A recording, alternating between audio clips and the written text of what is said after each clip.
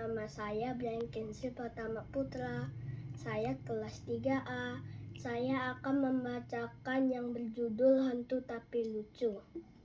Wewe Gombel Kesemsang Mas Prapto.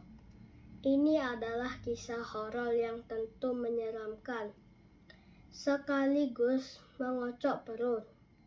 Saking seramnya Mas Sabto yang berkumis tebal itu lari terbirit-birit untuk sembunyi sampai tak memperdulikan di mana dia harus sembunyi.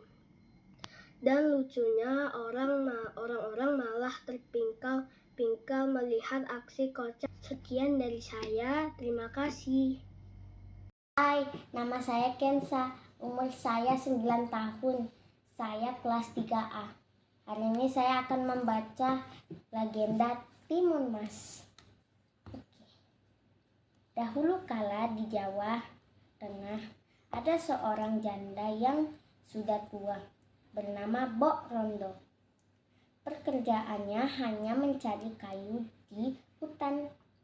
Sudah lama sekali Bok Rondo ingin mempunyai seorang anak, tetapi ia hanya seorang janda miskin, lagi pula dia sudah tua. Masih banyak ia tidak mendapatkan anak.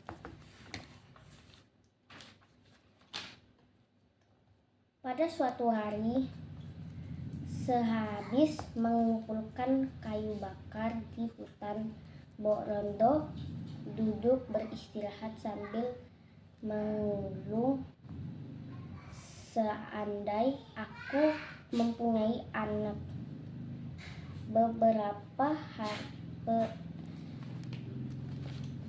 Selamat pagi, Miss. Perkenalkan, nama saya Alan, kelas 3A.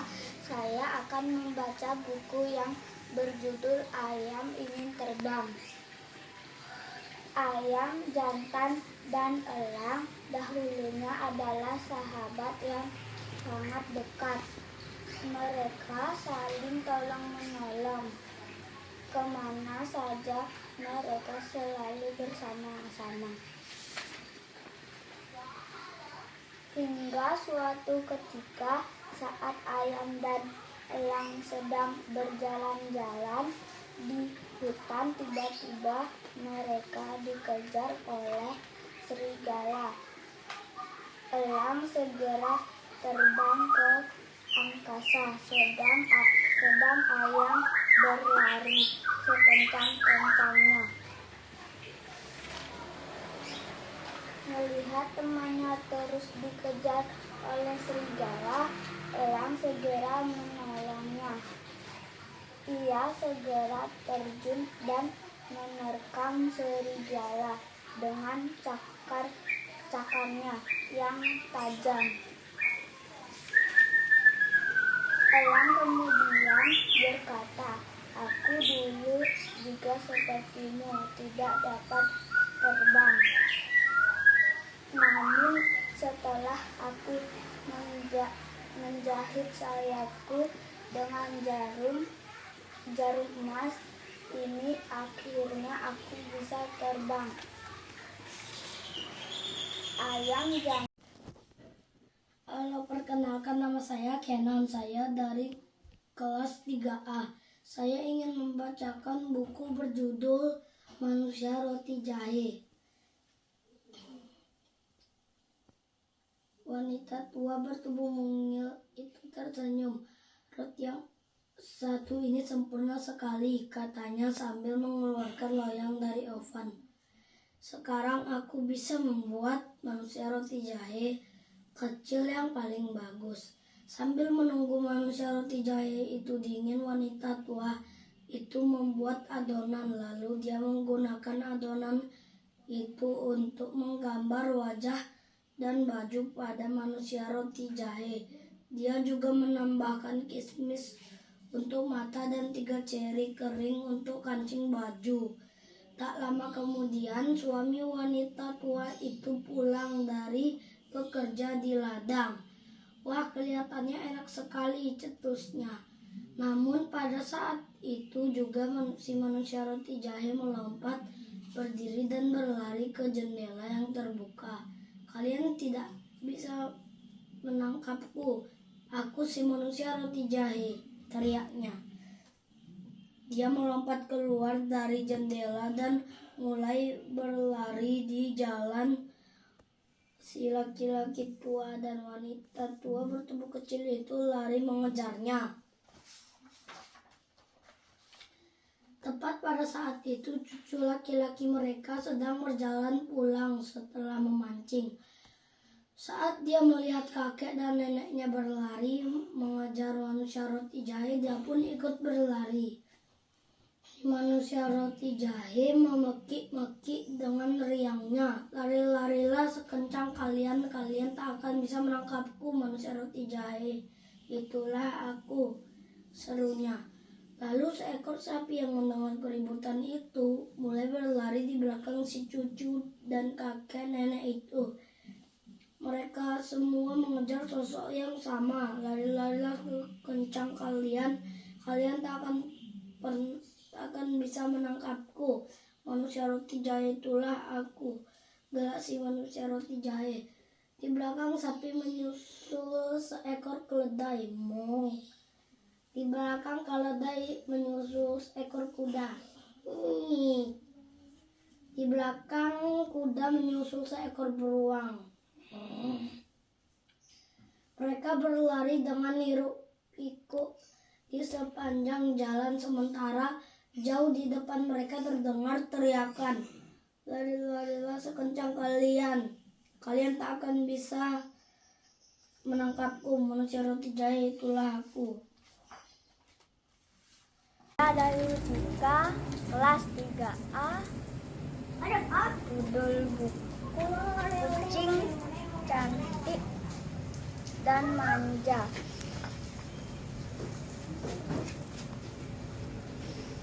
Di sebuah hutan tinggallah seekor kucing betina yang cantik. Bulunya lebat, tebal dan halus, warna putih bersih.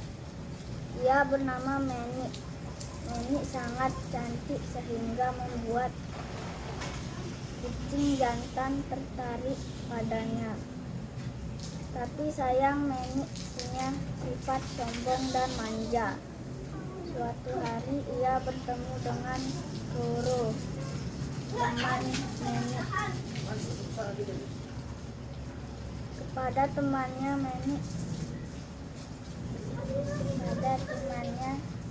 yang berbulu abu-abu itu, Meni berkata dengan nada menyombongkan diri, "Dengan buluku yang indah ini pasti siapapun kucing jantan yang melihat akan tertarik padaku. Bukankah begitu, teman?" "Iya." Halo, selamat malam Miss dan teman-teman. Nama lengkap saya Komang Jyotisa Dharma Wibawa Atta, bisa dipanggil Gio. Saya dari kelas 3A akan membaca buku yang berjudul Ketakutan Kelinci. Suatu hari para kelinci sedang berkumpul. Mereka saling bercerita dan berkeluh kesah tentang nasib mereka masing-masing. Ketika mereka berkumpul, yang dibicarakan hanya tentang nasib mereka serta ketakutan yang sering mereka alami. Para kelinci tidak tahu mengapa para kelinci gampang sekali ketakutan. Kadang mereka meratapi tubuh mereka yang memiliki telinga panjang tidak memiliki sayap sehingga tidak bisa terbang. Badannya lemah, tidak kuat.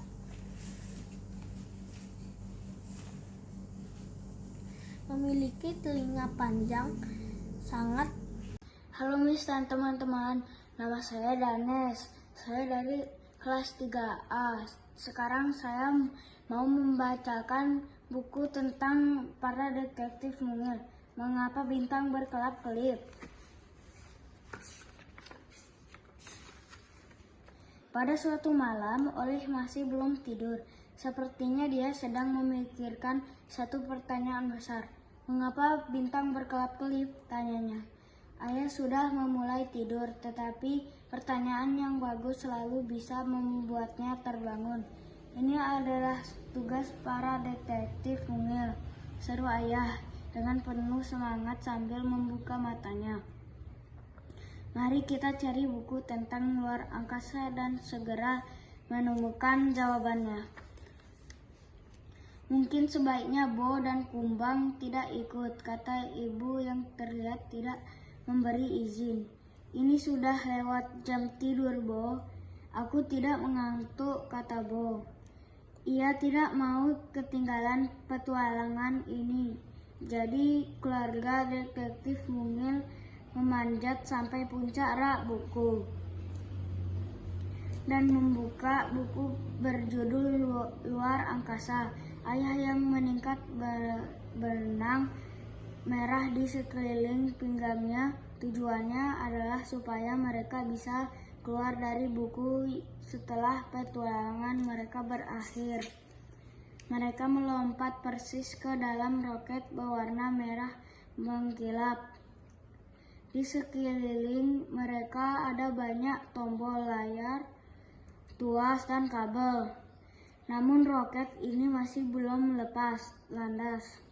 Taiga mengerutu, ia sangat kecewa. Kita perlu mendaki bintang-bintang tersebut untuk mencari tahu mengapa bintang berkelap-kelip. Ini sih bukan petualangan namanya, Oleh mengeluh. Coba kamu. Anjing dan ayam yang hidup berdampingan, mereka adalah sahabat setia. Mereka berdua ingin sekali bertualang keliling dunia. Sepanjang perjalanan kedua sahabat itu terus bercanda, bernyanyi riang sehingga tak terasa mereka sudah sangat jauh meninggalkan tempat mereka. Saat malam tiba, mereka berdua sampai di tengah-tengah hutan. Karena sudah petang, mereka memutuskan untuk beristirahat. Ayam memilih istirahat di atas dahan kering, sedangkan anjing memilih lubang kayu yang besar untuk beristirahat. Mereka berdua langsung mengambil posisi masing-masing. Setelah begitu lelah karena seharian melakukan perjalanan, maka langsung saja mereka terlelap. Saat fajar mulai datang, ayam yang sudah terbiasa berkokok di kandang tak lupa juga berkokok, dan dengan kerasnya ia tidak sadar kalau dirinya sekarang ada di dalam hutan. Saya Muhammad Rafaska Putra Yudhistira, kelas 3A. Hari ini akan saya membaca Bawang Merah dan Bawang Putih. Bawang Putih adalah gadis yang sudah tak punya ibu dan bapak. Ia hidup bersama ibu tirinya, yang juga punya anak seusia dengannya, namanya Bawang Merah. Bawang Putih selalu bebani pekerjaan. Selamat pagi, Miss. Selamat pagi, teman-teman. Perkenalkan, nama saya Nika Tut Alana Paramita. Biasa dipanggil Alana, absen 12. Ingin membaca buku cerita berjudul Anak Bisu Yang Kuat. Ada seorang ayah yang memiliki istri sedang mengandung. Ia sangat menantikan kehadiran bayi mereka. Malamnya, ketika bayi itu lahir, ia dalam keadaan bisu. Sang ayah pun merasa sangat kecewa. Ia meminta istrinya menghanyutkan bayi itu ke sungai. Namun sebagai seorang ibu, ia tidak tega. Maka diam-diam ibu itu melarikan diri sambil membawa bayinya ke hutan. Di sana, ia membangun sebuah pondok yang untuk tempat tinggal mereka. Ia kemudian merawat si bayi hingga dewasa. Siapa sangka sang anak tumbuh menjadi lelaki yang kuat dan pemberani. Pada suatu hari, sang ayah pergi ke hutan untuk berburu. Tiba-tiba, ia ditangkap oleh monster hutan yang jahat. Melihat kejadian itu, anak bisu yang baik hati datang menolongnya. Ia bertarung melawan si monster dengan berani. Karena kekuatannya, anak bisu pun menang. Setelah mengalahkan monster hutan, anak bisu membebaskan pemburu yang sebenarnya adalah ayah kandungnya. Namun karena tidak pernah bertemu, mereka pun tidak saling mengenali.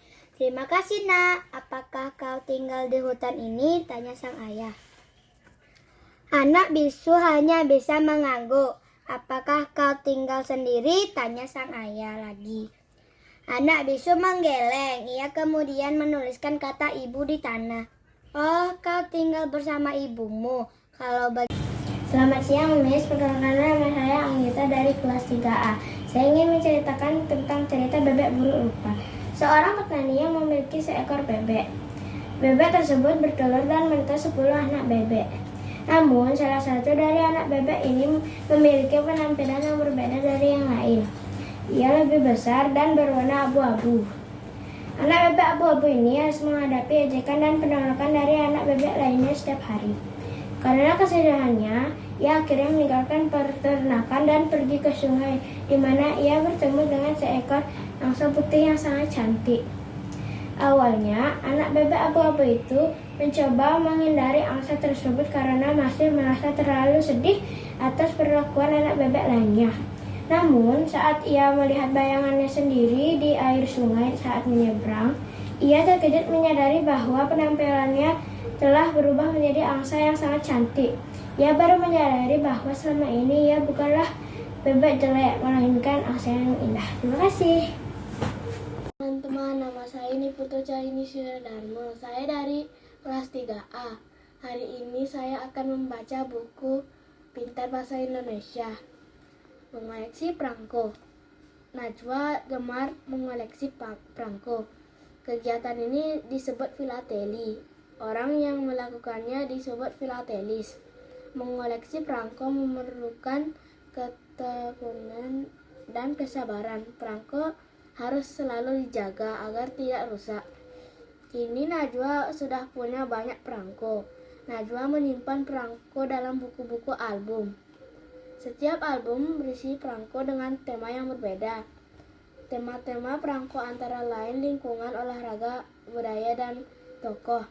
Najwa mendapatkan perangko-perangko itu dengan membeli di kantor pos. Najwa juga mendapatkan perangko dari teman-temannya. Semakin lama koleksi perangko Najwa semakin bertambah. Terima kasih. Siang, Miss. Nama saya Niputo Reza Cahaya Yustika dari kelas 3A. Hari ini saya mau bercerita tentang anak tupai yang jerah.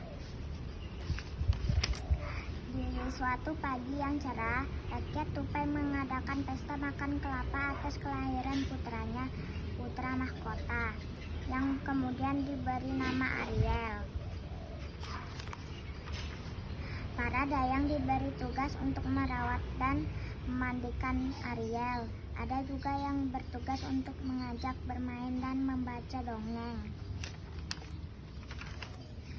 Suatu hari Ariel diajak dayang bermain di taman. Di taman mereka bertemu dengan penjual rambutan. Ariel keheranan dengan melihat buah itu. Lalu dayang memberitahu kalau itu adalah buah rambutan. Lalu Ariel diberi seikat rambutan oleh penjual itu.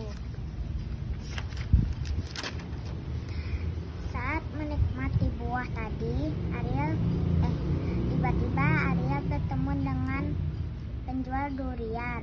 Penjual durian itu memberikan satu buah durian kepadanya. Ariel sangat senang sekali diberikan buah-buahan itu. Dia berjingkrak-jingkrak sambil menikmati buah-buahan itu. "Manis sekali buah-buahan ini," ujar Ariel. Saat mereka sedang menikmati buah-buahan tadi, tiba-tiba datang penjual kelapa.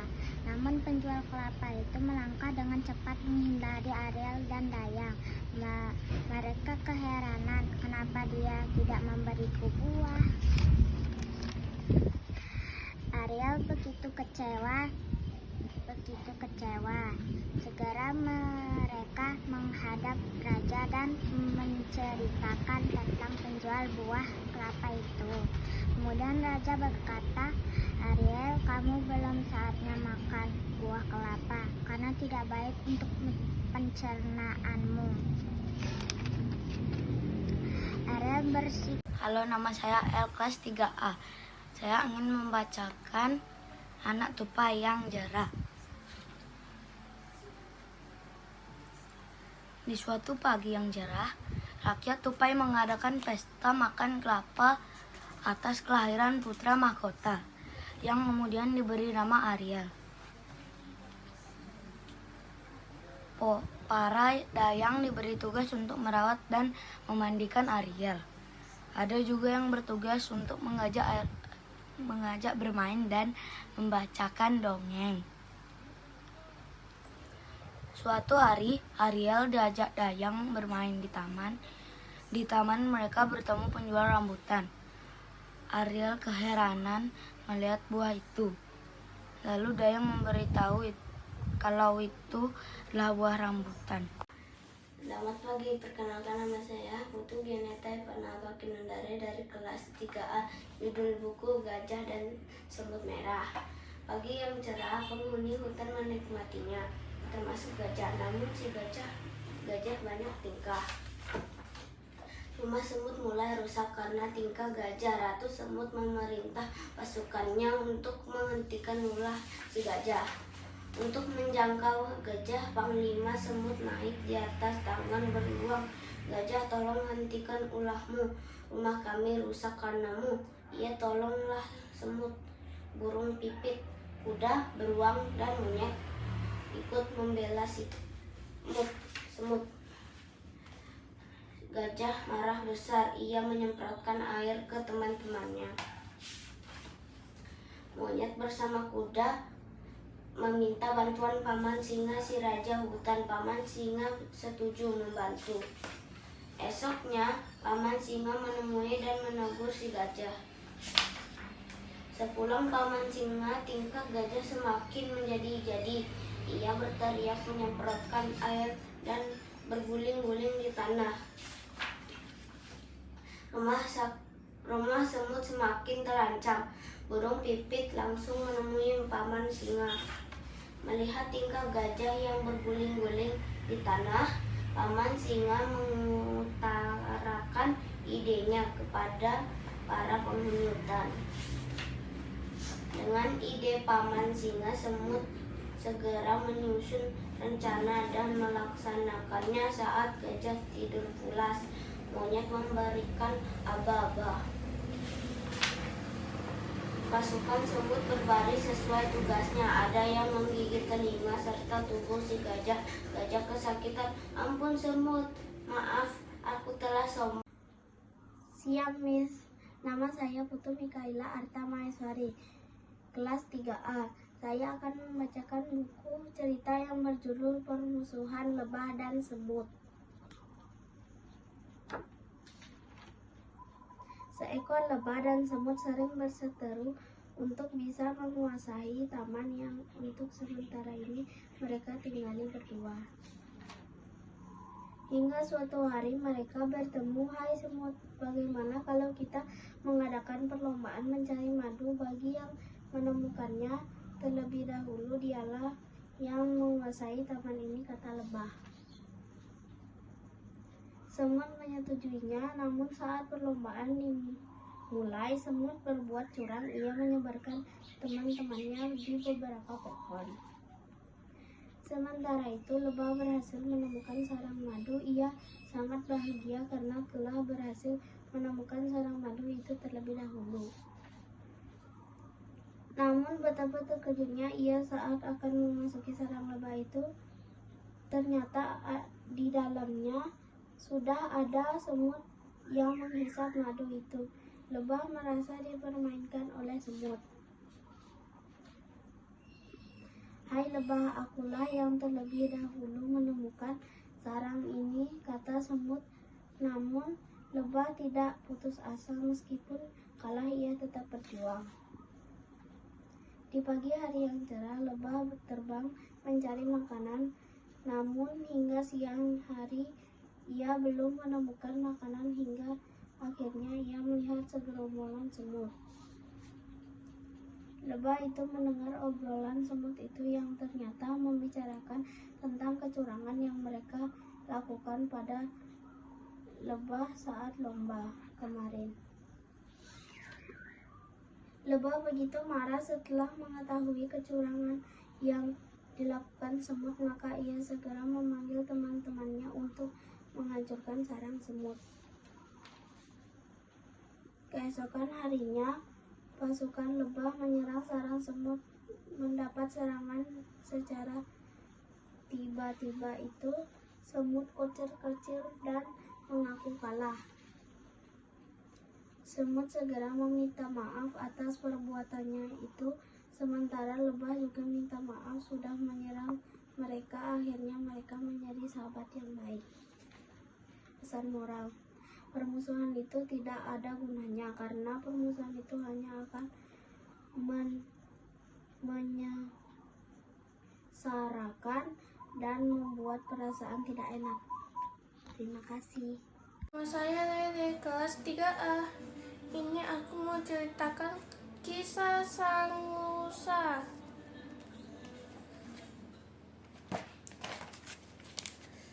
Suasana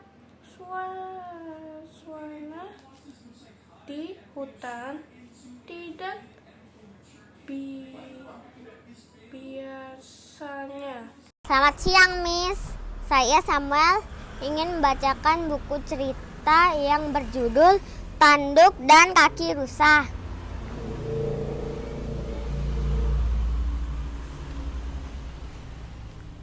Suatu hari, seekor rusa dengan tanduk yang sangat cantik sedang berjalan menelusuri hutan mencari makanan.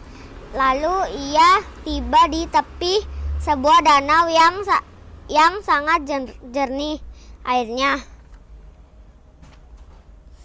Nampaknya aku haus, ujar sang rusa.